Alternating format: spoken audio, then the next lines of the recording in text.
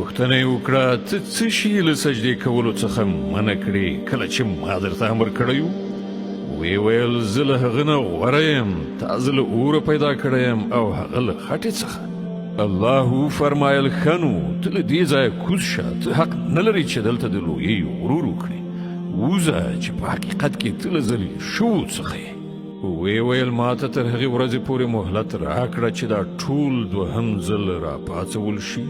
وی فرمایل مهلت دی درته. وی ویل ښه نو څنګه چې تا زه په ګمراهۍ کې اخته کړی یم، زه به هم اوس ستا د سمې لارې په سر باندې دغو انسانانو ته څارو کینم. له وړاندې وروسته ښي خوا کیڼې خوا هر لوري به یې راایسار کړم او ته به د دوی زیاتره شکر ویستونکي ونه مومې. وی فرمایل له دې ځایه سپکه ورټل شوی ووځه.